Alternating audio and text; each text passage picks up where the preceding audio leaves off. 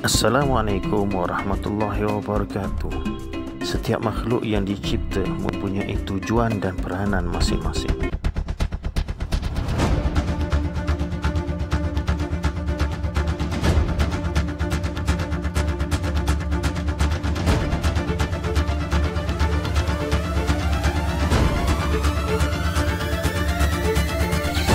Contohnya, babi hutan berperanan sebagai makanan kepada harimau. Sekiranya babi diburu oleh manusia, harimau akan kehilangan sumber makanan. Seterusnya, keadaan ini akan menyebabkan harimau masuk ke kawasan kediaman dan mengganggu ketenteraman manusia. Allah Subhanahu wa taala berfirman dalam surah Ali Imran ayat 190 hingga 191 yang bermaksud, sesungguhnya dalam penciptaan langit dan bumi dan pergantian malam dan siang terdapat tanda-tanda kebesaran Allah bagi orang-orang yang berakal, iaitu orang yang mengingati Allah sambil berdiri, duduk atau dalam keadaan berbaring, dan mereka memikirkan tentang penciptaan langit dan bumi seraya berkata, Ya Tuhan kami, tidaklah Engkau menciptakan semua ini dengan sia-sia. Maha suci Engkau, lindungilah kami dari azab neraka.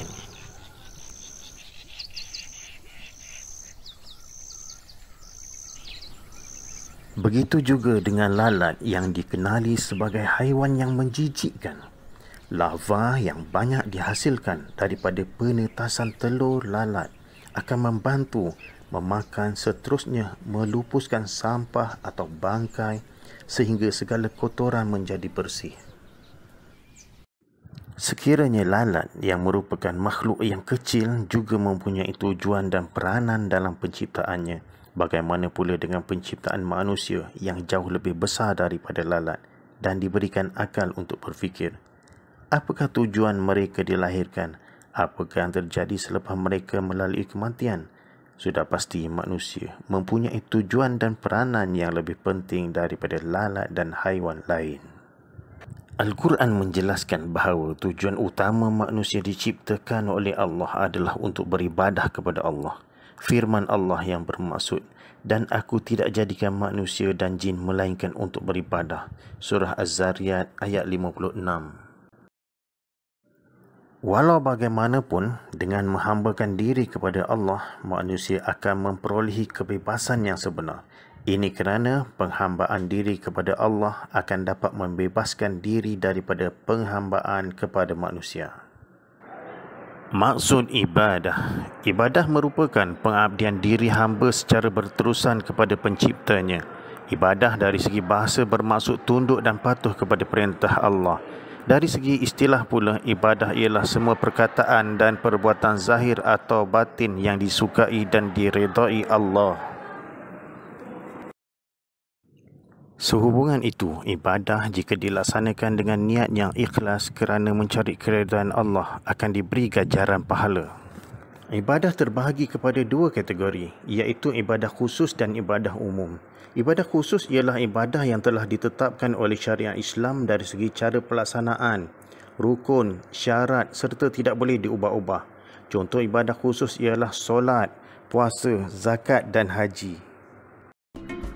Manakala ibadah umum pula ialah ibadah yang meliputi segala aspek kehidupan, sama ada yang berkaitan dengan hubungan manusia sesama manusia atau dengan makhluk lain dan tidak bertentangan dengan syariat Islam. Contohnya makan, minum, berniaga dan bekerja. Jenis-jenis hukum. Ulama fiqh telah membahagikan hukum kepada 5 jenis, iaitu wajib, sunat, harus, makruh dan haram. Wajib ialah hukum yang diberi pahala jika dilakukan dan berdosa jika ditinggalkan. Sunat pula ialah hukum yang diberi pahala jika dilakukan dan tidak berdosa jika ditinggalkan. Manakala harus ialah hukum yang ditetapkan tidak berdosa jika dilakukan atau ditinggalkan. Seterusnya, makruh ialah hukum yang ditetapkan mendapat pahala jika ditinggalkan dan tidak berdosa jika dilakukan. Haram pula ialah hukum yang ditetapkan mendapat pahala jika ditinggalkan dan berdosa jika dilakukan. Sehubungan itu, setiap perbuatan manusia sama ada baik atau buruk akan diberi ganjaran dan balasan yang setimpal. Firman Allah dalam ayat 7 dan 8 surah Al-Zalzalah bermaksud, maka sesiapa yang berbuat kebaikan walaupun sebesar zarah, ia akan diperlihatkan kepadanya, dan sesiapa yang berbuat kejahatan walaupun sebesar zarah, ia juga akan diperlihatkan kepadanya. Oleh itu, sebagai orang yang beriman, janganlah kita mengeluh jika melakukan pekerjaan yang berat tetapi diperolehi daripada sumber rezeki yang halal. Sebaliknya, janganlah berasa bahagia jika hidup mewah tetapi daripada sumber rezeki yang haram.